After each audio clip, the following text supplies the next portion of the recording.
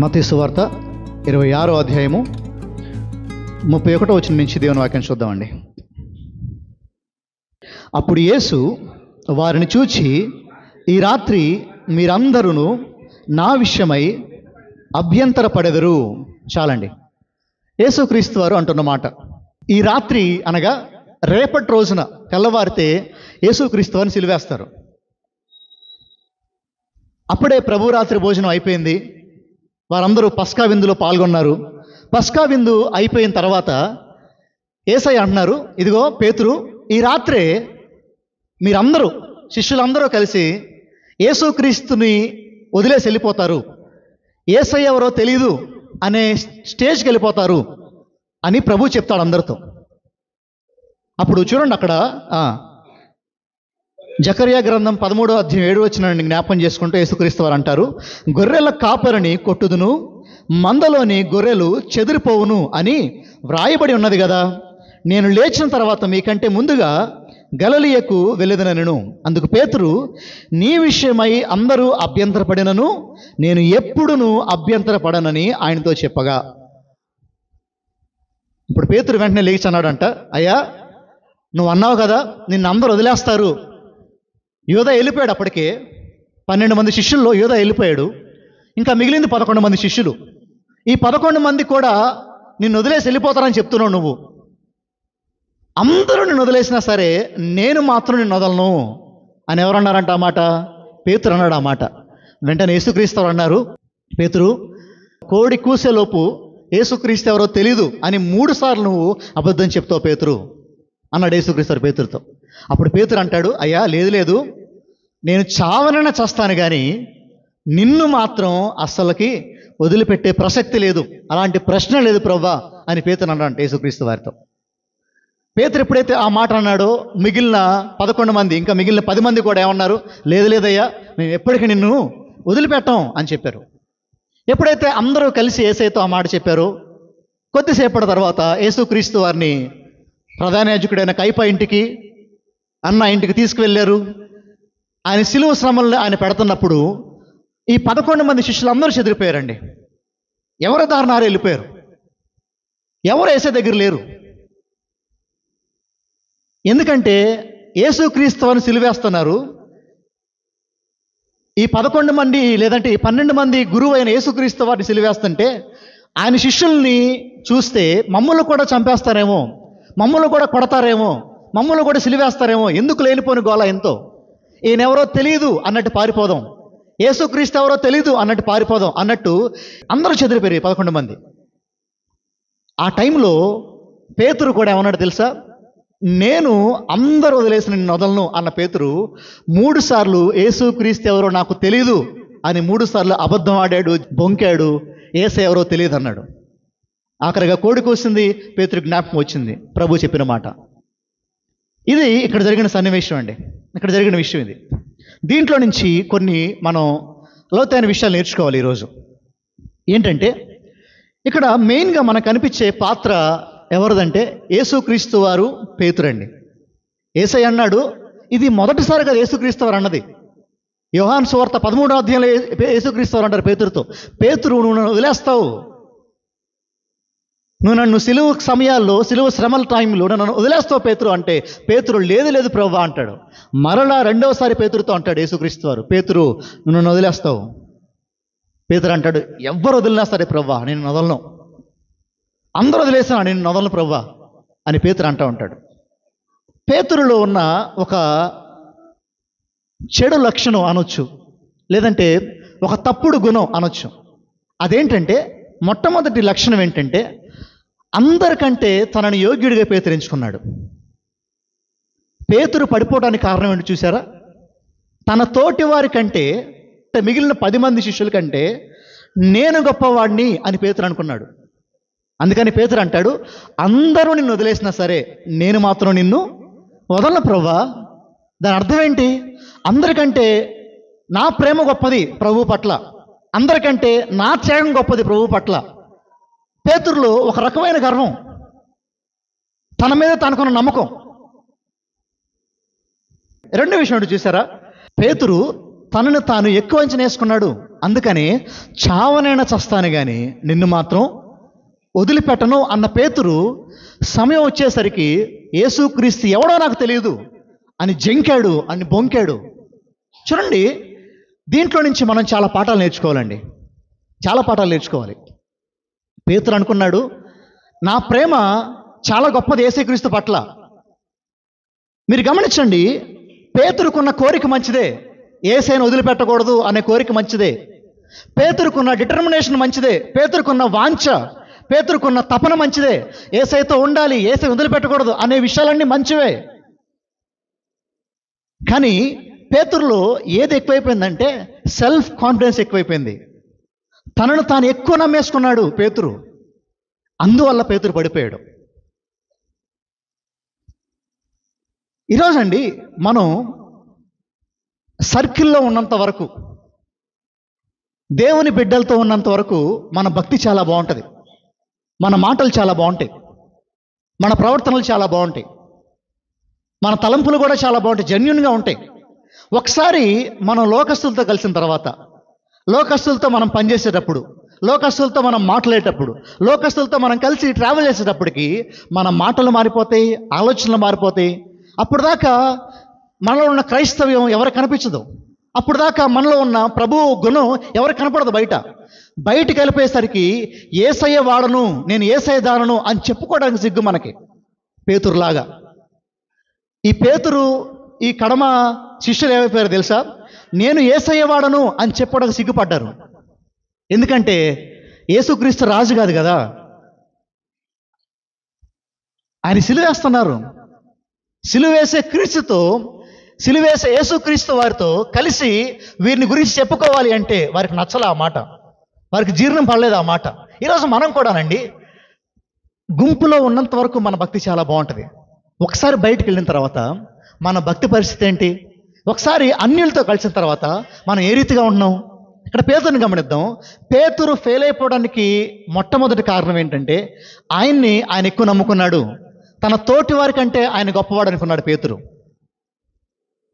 మత్తయి సువార్త 5:3 అంటాడు, ఆత్మ విషయమై దీనులైన వారు ధన్యులు, పరలోక రాజ్యము వారిది. ఈరోజు ఎవరు ఆధ్యాత్మికంగా బలవంతులు, లేదంటే ఎవరు ప్రభువులో బలవంతులు?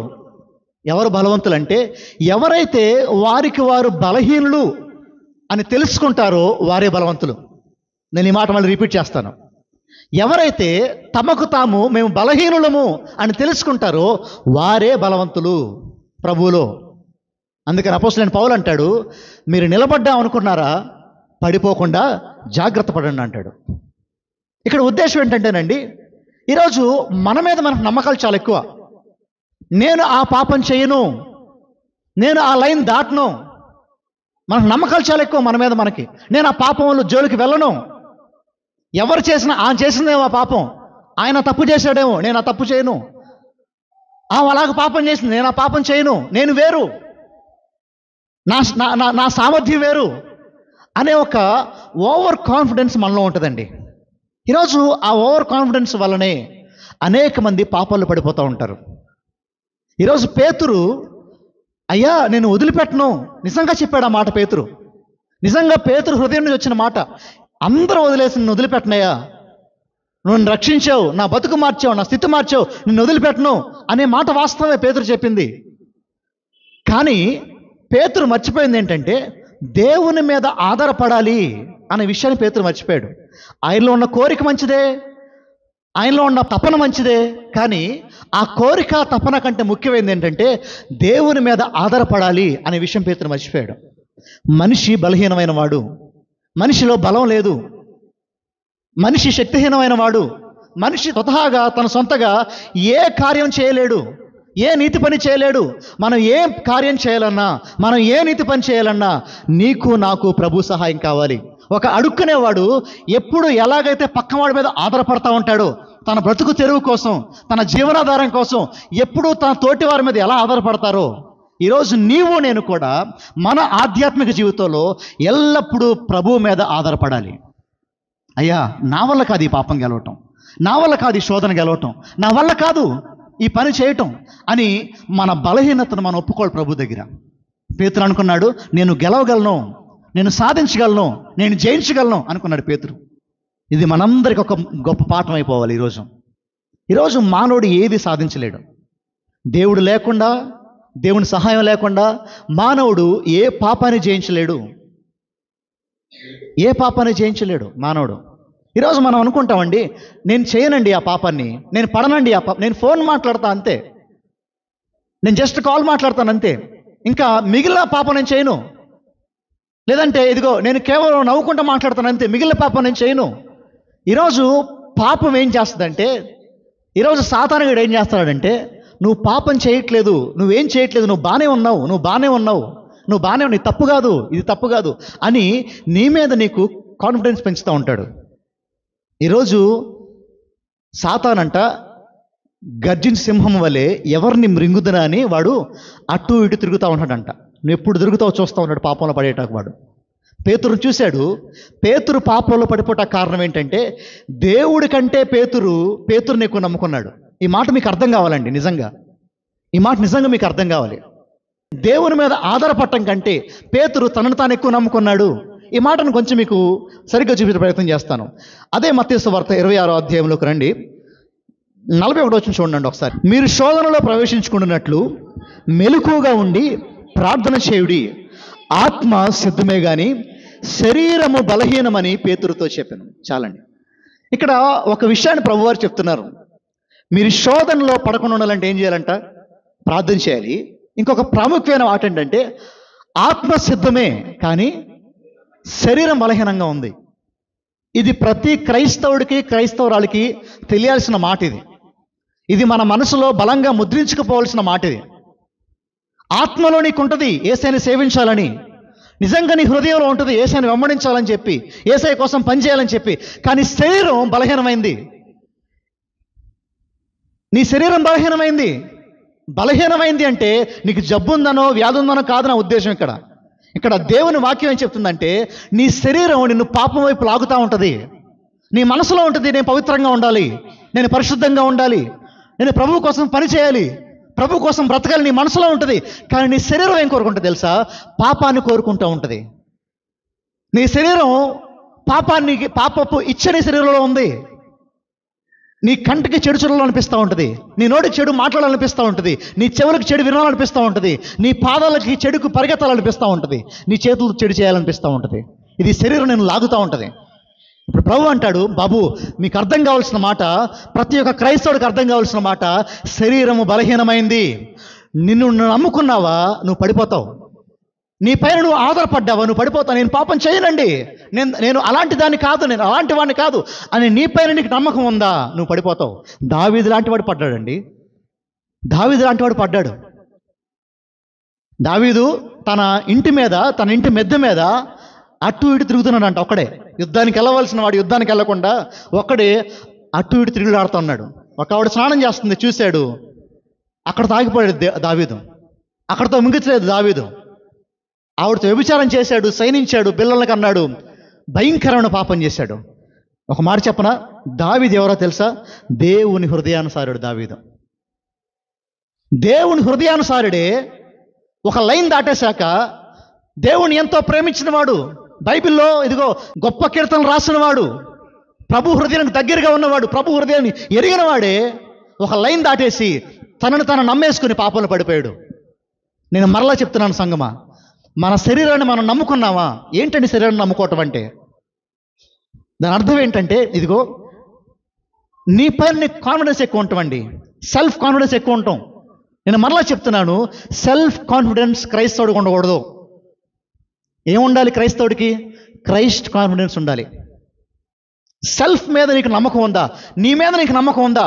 నా అనుభవం చాలా గొప్పదండి, నేను బాప్టిజం చాలా రోజులు అయిపోయింది, నేను అలాంటి పాపాలు చేయను, నేను అలా ఉండను, ఇలా చేయను అని నీ మీద నీకు నమ్మకం ఉందా?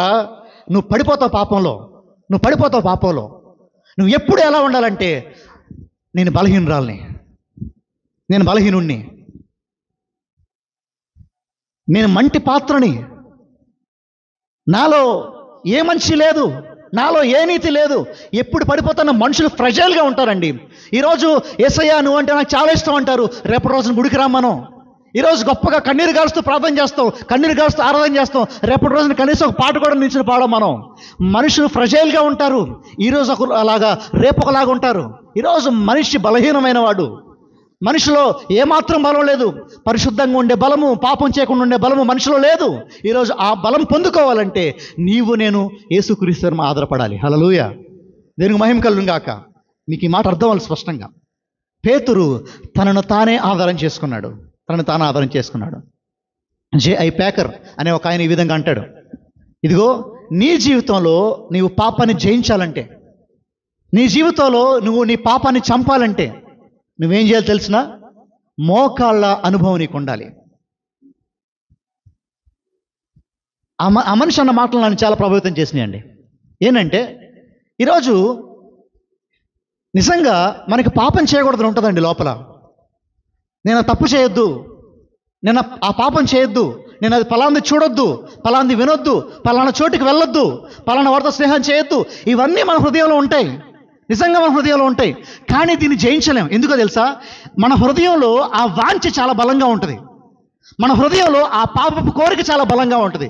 జే.ఐ. ప్యాకర్ అంటాడు, ఇదిగో నీవు మోకాళ్ళ అనుభవంలో ఉంటే, నీ మోకాళ్ళు ప్రభు సన్నిధిలో వంగితే, నీ హృదయంలో పాపం చేయాలనే కోరిక ఏదైతే ఉందో, నీ హృదయంలో పాపం చేయాలి అనే ఆశ బలంగా ఏదైతే ఉందో, నువ్వు ప్రార్థనలో వెళ్ళే కొద్దీ ఆ ఆశ బలహీనపడిపోతూ ఉంటుంది. నువ్వు ప్రార్థనలో మెలిగే కొద్దీ, నువ్వు ప్రార్థనలో ఒదిగే కొద్దీ పాపం చేయాలి అనే తలంపు నీలో తగ్గుతూ ఉంటుంది. అంత మాత్రమే కాదు, నువ్వు ప్రార్థనలో ఒదిగే కొద్దీ, ప్రార్థనలో ఎదిగే కొద్దీ యేసుక్రీస్తు మీద ప్రేమ పెరుగుద్ది నీకు. యేసయ్య మీద ప్రేమ పెరుగుద్ది నీకు. ఆయన్ని ప్రేమించి నువ్వు పాపానికి దూరంగా ఉంటావు. చూసారా? ఈ 41 చూద్దాం ఒకసారి, మరొకసారి ఆ మాటని. మీరు శోధనలో ప్రవేశించుకున్నట్లు మెలకువగా ఉండి ఏం చేయాలంట? ప్రార్థన చేయాలి. ప్రార్థన చేస్తే, ఈరోజు ప్రార్థన చేయటం చాలా సులభమైన విషయం, ప్రార్థన చేయటం చాలా కష్టమైన విషయం. ఒక భక్తుడు ఈ విధంగా అంటాడు, ప్రార్థన చేయటం అంట చాలా సులభమైన విషయం అంట, అదే ప్రార్థన చాలా కష్టంగా ఉంటుందంట. ఈరోజు ఆలోచించేద్దాం ఈ మాటను ఒకసారి. ఈరోజు ఎంతకాలం అయిపోయింది నువ్వు ప్రభు దగ్గర మోకరిచ్చి, ఇదిగో ప్రభు కోసం ప్రభు దగ్గర పెనుగులాడి, అయ్యా ఈ పాపాన్ని నా దగ్గర నుంచి దూరం చేయి, ఈ ద్వేషాన్ని నా దగ్గర నుంచి దూరం చేయి అని పెనుగులాడి ఎంతకాలం అయిపోయింది ప్రభు దగ్గర? ఈ మాటను మీరు ఆలోచించాలి సంగమా. ఇది ఖచ్చితంగా మనం జ్ఞాపకం చేసుకోవాల్సిన మాట. నేను సంఘానికి వెళ్తున్నాను కదా, నేను పాటలు పాడుతున్నాను కదా, ఆరాధన చేస్తున్నాను కదా, డబ్బులు ఇస్తున్నాను కదా, సరిపోద్దలే, నేను పాపం చేయనులే అనుకోవటానికి లేదు. నువ్వు ప్రభు దగ్గర పెనుగులాడాలి ప్రార్థనలో. నీ వయసు ఎంతైనా సరే, నువ్వు ముసలివాడివైనా, ముసలిదానివైనా, పడుచువాడివైనా, పడుచుదానివైనా, మోకాళ్ళ ప్రార్థన లేకపోతే, మోకాళ్ళ అనుభవం లేకపోతే నువ్వు ఏ పాపాన్ని జయించలేవు ఈ లోకంలో. ఇది మరలా క్రైస్తవుడు జ్ఞాపకం చేసుకోవాల్సిన మాట ఈ మాట. నువ్వు పాపాన్ని జయించాలి అంటే, సిన్ని మార్టిఫై చేయాలి అంటే, నీ మోకాల్ని నువ్వు వేయాలి ప్రభు దగ్గర. ఈరోజు యవ్వనస్తులు ఎందుకు ఓడిపోతున్నారు? ఈరోజు సంఘం ఎందుకు ఓడిపోతుంది? ఈరోజు మనం ఎందుకు ఇదిగో మూకముడికి ఓడిపోతున్నావు తెలుసా? పాపం దగ్గర ప్రార్థన లేదు. We don't have power of prayer.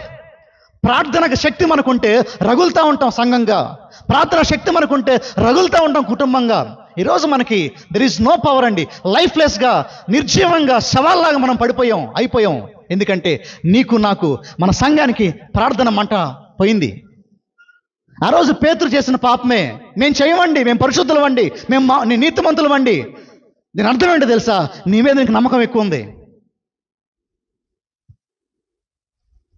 ఆత్మ విషయంలో దీనుడు ఎప్పుడు ఎలా ఉంటాడు తెలుసా? తన మోకాల మీద ఉంటాడు. నా వల్ల కాదండి జయించడం పాపాన్ని, నా వల్ల కాదేది, నేను ప్రభు సహాయం పొందుకోవాలి, నేను ప్రభు సహాయం తీసుకోవాలి, నేను ప్రభు మీద ఆధారపడాలి. ఇలాంటి వైఖరి మనకు ఉంటుంది. ఇలాంటి వైఖరి మనకు లేదా దాని అర్థం ఏంటో తెలిసిన? మనల్ని మనమే ఎక్కువ ప్రేమించేసుకుంటున్నాం, మన మీద మనకే ఎక్కువ నమ్మకాలు ఉన్నాయి. క్రైస్తవుడికి ఎప్పటికీ ఎన్నటన్నటికని నీ మీదకి నమ్మకం ఉండకూడదు.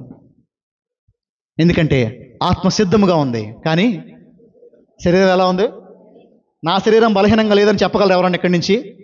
నేను 30 సంవత్సరాల నుంచి గుడికి వస్తున్నాను, 20 సంవత్సరాల నుంచి గుడికి వస్తున్నాను, నాకు బైబిల్ అంతా చదివేశాను, 2 గంటలు ప్రార్థన చేసుకుంటాను, 3 గంటలు చేస్తాను, ఉపవాసాలు ఉంటాను, నేను బలమైన దాన్ని అని చెప్పగలరు ఎవడన్నా?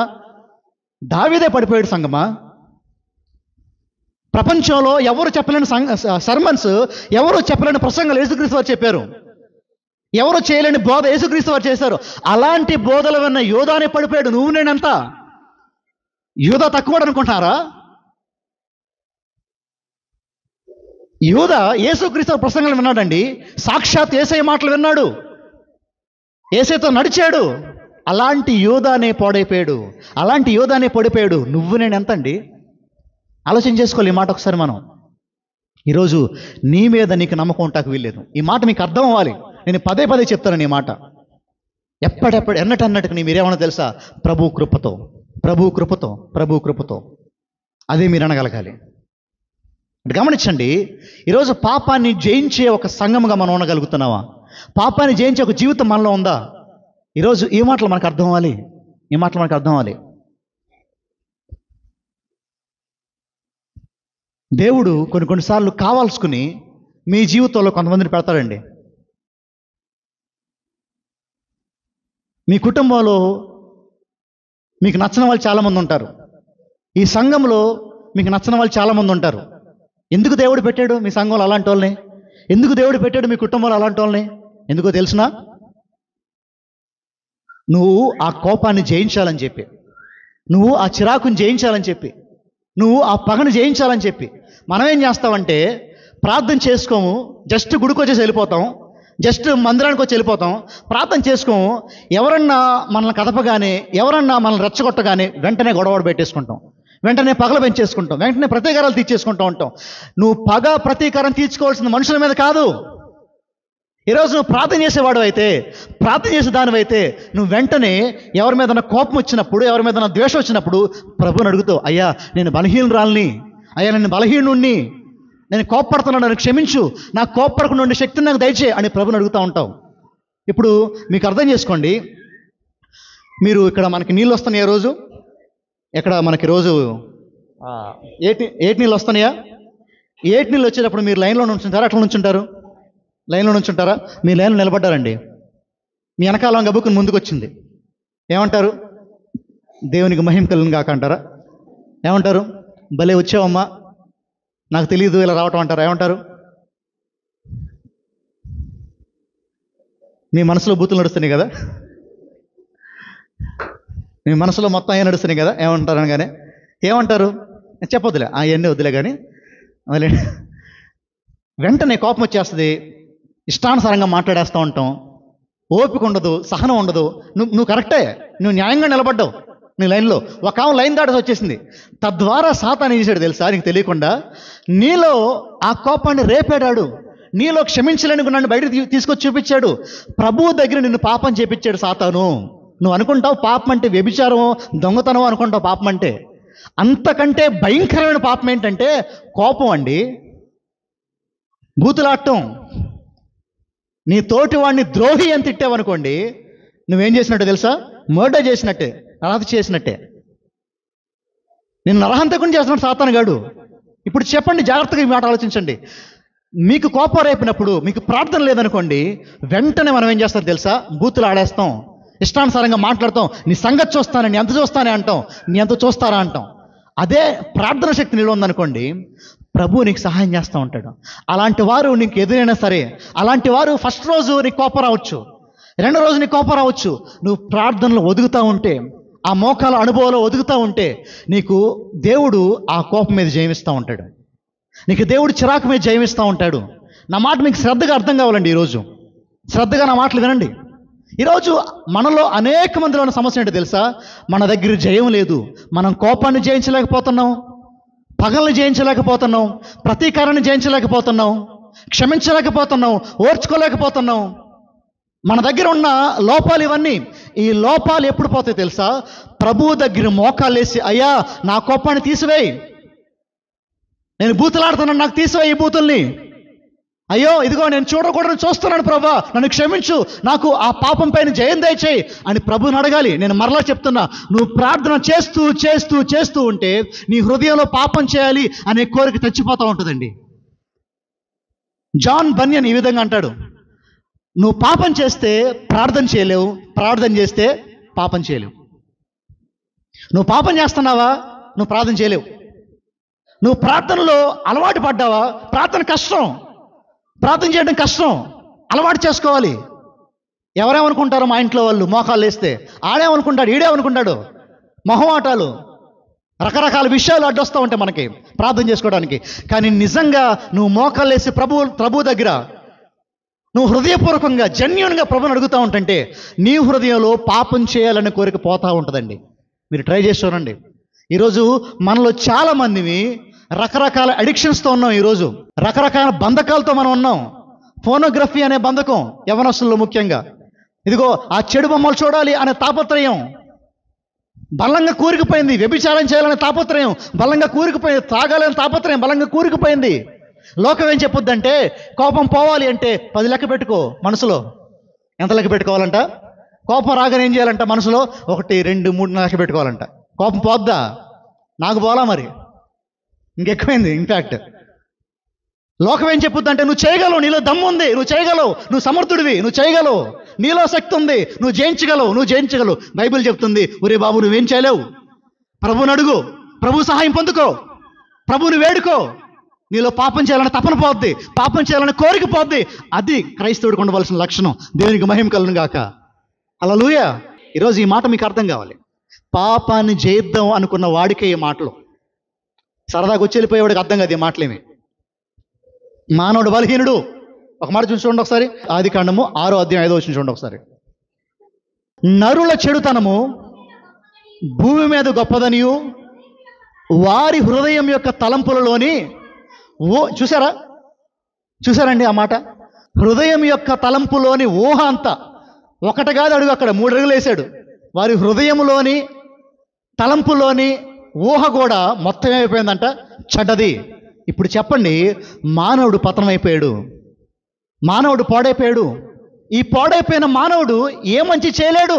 ఈ పాడైపోయిన నరుడు ఏ నీతి చేయలేడు. వీడి నీతి చేయాలంటే, వీడి న్యాయం చేయాలంటే, వీడి మంచి చేయాలంటే వీడికి ఒక సహాయం కావాలి. ఆ సహాయం యేసుక్రీస్తువారు. దేవునికి మహిమ కలుగును గాక. ఆ సహాయం లేకుండా నేను సొంతగా చేయగలనండి, ప్రార్థన శక్తి లేకుండా, ప్రార్థనా బలం లేకుండా జయించగలనండి అనుకుంటున్నావా? మనంత అవివేకులు ఎవరు లేరండి ఈ భూమి మీద. ఈరోజు ఈ మాట మనకు తెలియాలి. మనం బలహీనులము, ప్రభు బలం మనకు కావాలి పాపం జయించాలంటే. ఈరోజు ఇంకొక మాట చూడండి, అక్కడ ఈ మత్తయి సువార్త 26వ అధ్యాయానికి రండి ఒకసారి. శిష్యులు ఏం చెప్పారండి యేసుక్రీస్తు వారితో? నిన్ను అస్సలు వదలమయ్యా, ఎవరు వదిలేసినా మేము మిమ్మల్ని వదలమయ్యా అని శిష్యులందరూ చెప్పారు యేసుక్రీస్తు వారితో. ఇప్పుడు చెప్పండి, యేసుక్రీస్తు వారికి తెలుసా తెలీదా వీరందరూ వదిలేస్తారని?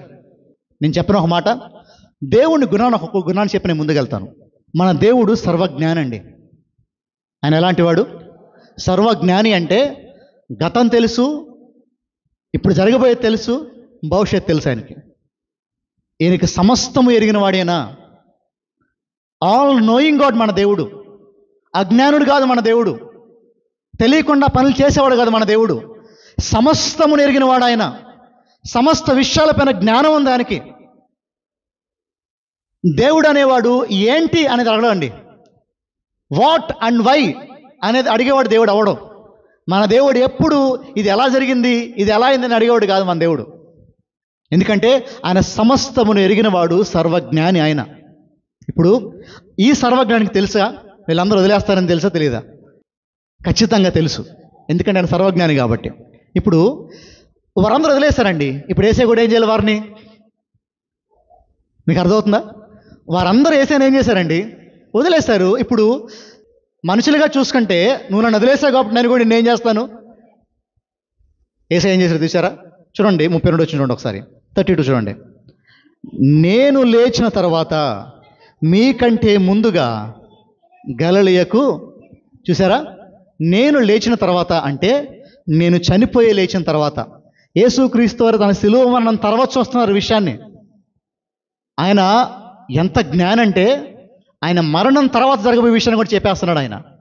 నేను లేచిన తర్వాత, నేను మరణము తిరిగి లేచిన తర్వాత నేను మీకంటే ముందు ఎక్కడికి వెళ్తాను? ఇంకొకలాగా దీన్ని అర్థం చేసుకోవాలంటే, మీరు నన్ను వదిలేస్తారేమో కానీ నేను మిమ్మల్ని వదలను. ఇది నీకు నాకు ఆదరణ పుట్టించాల్సిన మాట, నీకు నాకు ఒక కంఫర్ట్ ఇవ్వాల్సిన మాట ఇది. అదేంటో తెలుసా? నీవు నమ్ముకున్న దేవుడు, మనం నమ్ముకున్న దేవుడు మనల్ని ఎంత మాత్రం వదిలేసే దేవుడు కాదు. మనుషులు వదిలేస్తారు ఒక పాయింట్లో. ఈరోజు మనుషుల్ని జై అంటారు, రేపటి రోజున నీలాంటి వాడు లేడంటారు. ఈరోజు మనుషులు నిన్ను ప్రేమిస్తారు, రేపు నిన్ను ద్వేషిస్తారు. కానీ ఈ దేవుడు, నీవు నేను పూజిస్తున్న ఈ దేవుడు ఎవరో తెలుసా? ఈయన మనల్ని ఎంత మాత్రం విడవుడు, ఎడబాయుడు. ఒక మాట చూద్దాం, చూడండి ఒకసారి. రోమీయులకు రాసిన పత్రిక 8వ అధ్యాయం చూద్దామండి. 35వ వచనం చూద్దాం ఒకసారి. క్రీస్తు ప్రేమ నుండి మనలను ఎడబాపు వాడెవడు? చూసారా? యేసయ్య ప్రేమ నుండంట మనల్ని ఎడబాపేది ఎవరు లేరు. చూడండి, శ్రమ అయినను, బాధలైనను, హింస అయినను, కరువైనను, వస్త్రహీనతైనను, ఉపద్రవమైనను, ఖడ్గమైనను మనల్ని ఎడబాపునా? యేసయ్య ప్రేమలో నుంచి తన ఏర్పాట్లో ఉన్న వారిని ఎవ్వరు ఎడబాపలేరు. కిందకి రండి ఒకసారి, 38కి రండి. మరణమైనను, జీవమైనను, దేవదూతలైనను, ప్రధానులైనను, ఉన్నవైనను, రాబోవునైనను, అధికారులైనను, ఎత్తైనను, లోతైనను, సృష్టించబడిన మరి ఏదైనను మన ప్రభు అయిన క్రీస్తు యేసునందలి దేవుని ప్రేమ నుండి మనలను ఎడబాప నేరని రూఢిగా నమ్ముచున్నాను. చూసారా? యేసు క్రీస్తు ప్రేమ నుండి తాను ఏర్పాట్లో ఉన్న జనాంగాన్ని ఎవ్వరు విడదీయలేరు. ఈరోజు మనం ఫెయిల్ అయిపోవచ్చు క్రైస్తవులుగా, ఈరోజు మనం ఫెయిల్ అయిపోవచ్చు దేవుని బిడ్డలుగా, కానీ ఆయన ఫెయిల్ అవ్వడు. ఈరోజు మన ప్రేమ అశాశ్వతమైనది. ఈరోజు మన ప్రేమలో ఫ్లక్చువేషన్స్ ఉంటాయి. ఈరోజు మన ప్రేమ ఫ్రెజైల్గా ఉంటుంది. అంటే ఈరోజు బాగా ప్రేమిస్తున్న యేసుక్రీస్తు వారిని రేపు వద్దంటాం యేసయ్యని. ఈరోజు బాగా ప్రేమిస్తున్న యేసుక్రీస్తు వారిని రేపు గుర్తురాడు యేసుక్రీస్తు వారు మనకి. కానీ యేసుక్రీస్తు వారు మాత్రం, ఇదిగో నేను మరలా చెప్తాను, జాగ్రత్తగా వినండి. మీరు రక్షించబడితే నిజంగా, మీరు నిజంగా మారు మనసు పొందితే, మీరు నిజంగా ఇదిగో ప్రభు ప్రణాళికలో ఉంటే, దేవుని ప్రేమలో నుండి మిమ్మల్ని ఏది ఎంత మాత్రం నడవాపలేదండి. ఆ ప్రేమ అంత గొప్ప ప్రేమ. ఈరోజు నువ్వు ఫెయిల్ అయిపోయినా, నువ్వు పడిపోయినా విడవని ప్రేమ ఆ ప్రేమ. మనుషులు ఏం చేస్తారంటే, వారి ఎక్స్పెక్టేషన్ రీచ్ అవ్వలేదనుకోండి, నిన్ను వదిలేస్తారు, నిన్ను పట్టించుకోరు. కానీ దేవుని ప్రేమ, నువ్వు ఫెయిల్ అయిపోయినా సరే, నువ్వు పడిపోయినా సరే, నువ్వు ఆయన మార్గం నుంచి తొలగిపోయినా సరే, ఆయనకి బాధ పెట్టించినా సరే, ఆయన ప్రేమను వదిలిపెట్టదండి. ఈరోజు పేతురు లాంటి వారే మనందరం కూడా ఫెయిల్ అయిపోయాం, తొలగిపోతున్నాం, పడిపోతున్నాం, చెదిరిపోతున్నాం. కానీ ఒక పక్క నుంచి చేసే ప్రేమ ఏముంటుంది తెలుసా? నువ్వు నన్ను వదిలేసావు, కానీ నేను నిన్ను వదలలా. ఆయన దినమెల్లా తన చేతులు చాపుతూ మన కోసం ఆయన ఎదురు చూస్తున్నాడండి. ఆయన హెబ్రీ పత్రిక 13వ అధ్యాయం చూద్దామండి. 5వ వచనం మనం గమనిస్తే, నిన్ను ఏమాత్రమును విడవను, నిన్ను ఎన్నడును ఎడబాయను అని ఆయనే చెప్పిన కదా. చాలండి. ఇది కరెక్ట్గా గ్రీక్లో మనం చదువుతారండి. ఎలా ఉంటుందంటే, నిన్ను ఎన్నడెన్నడును విడవను, ఎన్నడెన్నడు నిన్ను ఎడబాయను అనే మాట వస్తుంది ఇక్కడ. దేవుడు ఎన్నడూ మనల్ని వదిలిపెట్టే దేవుడు కాదు.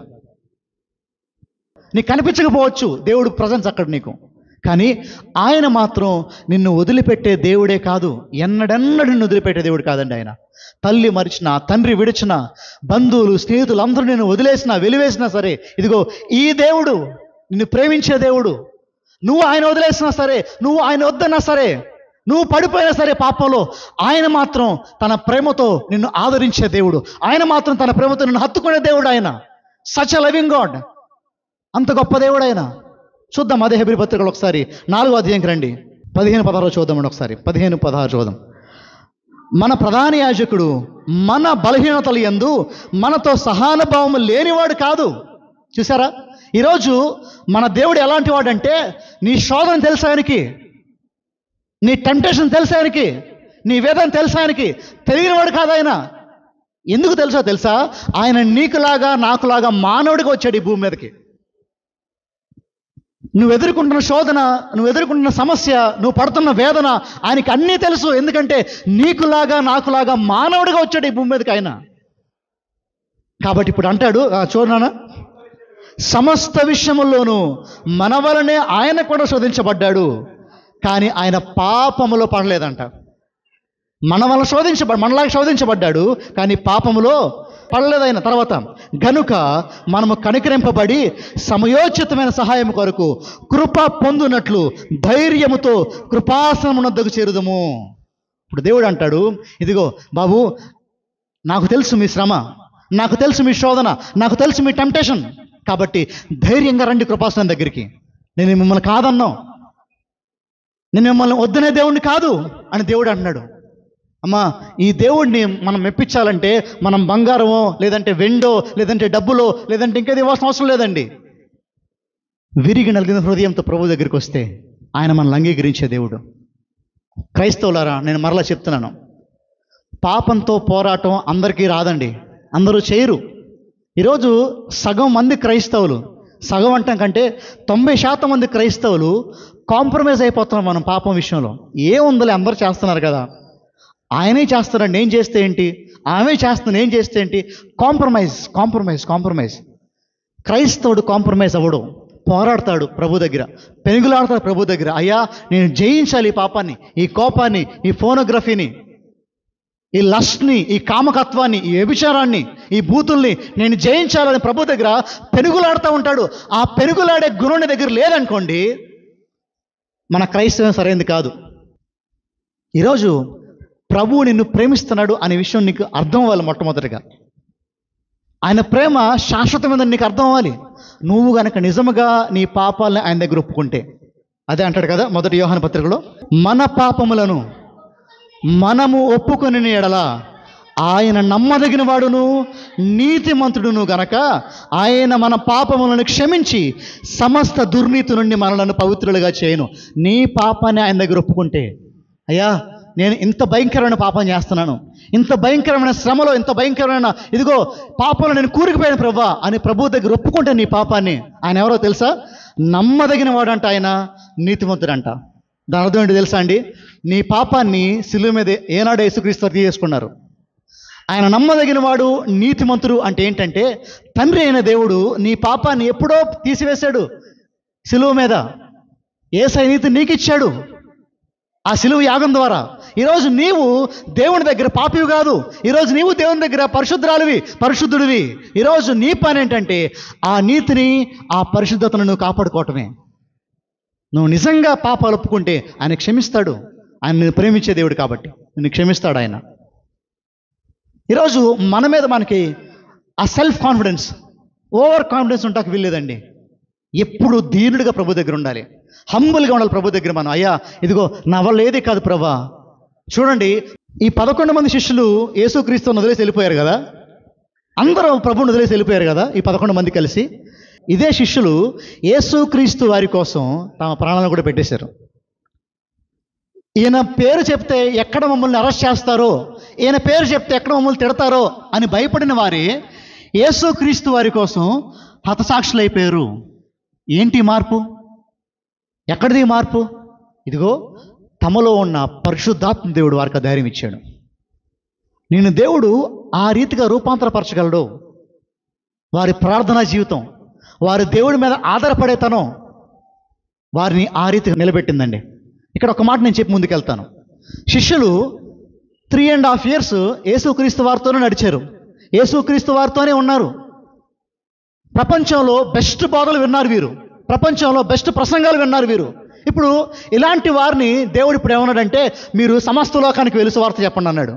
మొదట యూదయలోను సమరయలోను, తర్వాత భూలోకం అంతటి మీరు ఏం చేయాలి? సువార్త చెప్పండి అని చెప్పాడు యేసుక్రీస్తు వారు. ఇప్పుడు దేవుడు ఎంతో జ్ఞానం ఇచ్చాడు కదా, వీరికి ప్రార్థన అవసరం అంటారా? ఈ అపోస్తలులకి లేదా శిష్యులకి వాక్యం అంతా బాగా తెలుసు, కానీ అంత తెలిసినా సరే వారు రోజు ప్రార్థన చేస్తానే కనిపిస్తారు మనకి. అనుదినము కుదిరినప్పుడల్లా వారు ప్రార్థిస్తానే కనిపిస్తారు. అంత తెలిసినా సరే వారు దేవుని మీద ఆధారపడతానే ఉన్నారండి. ఎందుకు ఈ మాట చెప్తున్నానంటే, ఈరోజు మనం ఎప్పటి నుంచి గుడికి వచ్చాం మనకెంత తెలుసు అనేది విషయం కాదు, ఎంత దేవుని మీద ఆధారపడ్డాం అనేదే విషయం ఇక్కడ. శిష్యులు ప్రభు మీద ఆధారపడ్డారు. యేసుక్రీస్తుని పేరు చెప్తే ఎక్కడ కొడతారో అని భయపడిన వీరు యేసుక్రీస్తు వారి కోసం జైల్లోకి వెళ్ళి, యేసయ్య కోసం జైల్లోకి వెళ్ళామండి అని ఆనందించే స్టేజ్కి వెళ్ళిపోయారు వీళ్ళు. ఎలా అయింది మార్పు? ప్రార్థన. ఎలా అయింది మార్పు? పరిశుద్ధాత్మ శక్తి. ఈరోజు మనలో కూడానండి, ఈరోజు మనలో కూడా పాపాన్ని జయించాలంటే, సిన్ని మార్టిఫై చేయాలంటే, ప్రభువులో బలంగా ఎదగాలంటే దేవుని మీద ఆధారపడాలి. సెల్ఫ్ కాన్ఫిడెన్స్ని తీసివేసుకోవాలి. క్రైస్ట్ సెంటర్డ్నెస్ మనం పొందుకోవాలండి. ఈరోజు మనల్ని మనం నమ్ముకోవద్దు, ప్రభువుని నమ్మాలి. ప్రతిరోజు దీనత్వం ధరించుకుని, దీనుడిగా ఆయన సిలువను ఎత్తుకుని ఆయన పాదాల దగ్గరకు వచ్చి, అయ్యా నీ సహాయం నాకు కావాలి. ఈరోజు 2 విషయాలు మనం చాలా జాగ్రత్తగా జ్ఞాపకం చేసుకోవాలి. మొట్టమొదటిది, మానవుడు బలహీనుడు. మరి ఎలాగా? ఈ బలహీనుడైన మానవుడిని దేవుడు వదిలేశాడా? లేదు. ఈ బలహీనుడైన మానవుడిని దేవుడు ప్రేమించాడు. బలవంతుడిగా చేయాలంటే ఈ మానవుడు దేవుడి మీద ఆధారపడాలి. అట్టి కృప, అట్టి భాగ్యం ప్రభువు దయచేయను గాక.